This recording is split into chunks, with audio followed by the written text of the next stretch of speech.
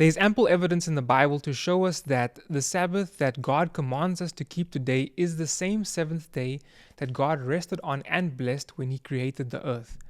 Each week, when we keep the Sabbath, we can be sure that on this day, however many years ago, God concluded His work of creating the earth.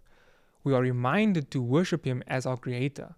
We are also protected from any false theories of how the earth came into existence. The Sabbath spoken of in the commandment to keep the Sabbath is the same Sabbath that was instituted at creation. The clearest evidence of this is in the commandment itself. God provides the reason for keeping it holy, and His reason is that it was instituted at creation. After calling us to remember the Sabbath day to keep it holy, God says, "For in 6 days the Lord made the heavens and the earth, the sea, and all that is in them, but He rested on the seventh day. Therefore the Lord blessed the Sabbath day and made it holy." There is ample evidence of God's people keeping the Sabbath day before the time of Moses. But suppose that during the time that they were slaves in Egypt, God's people forgot which day was the seventh day. When they left Egypt and they were living in the desert, God reminded them of which day it was when He gave them manna from heaven.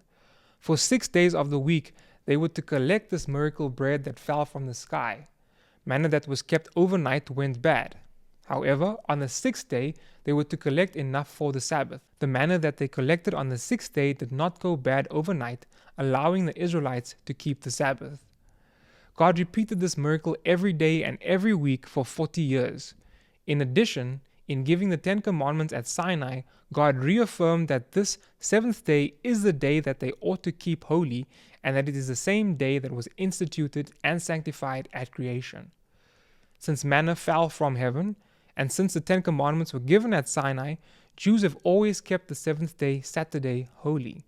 There can be no doubt, therefore, that Saturday is the seventh day of the week, the day that we should keep holy according to the fourth commandment, the very day that God made holy at creation.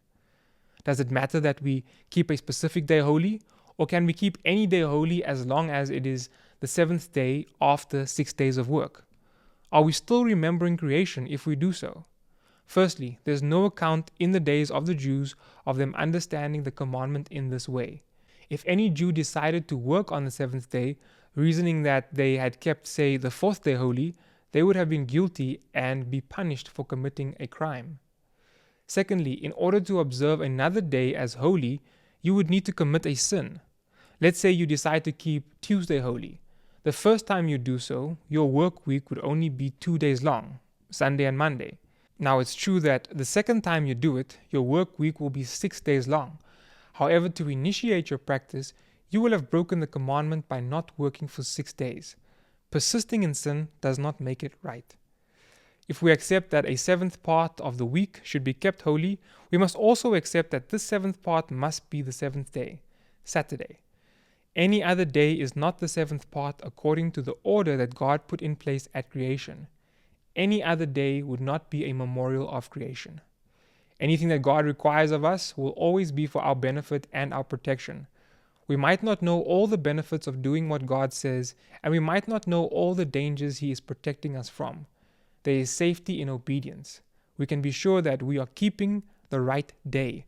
And let's do as God commands and continue to remember our Creator each Sabbath day.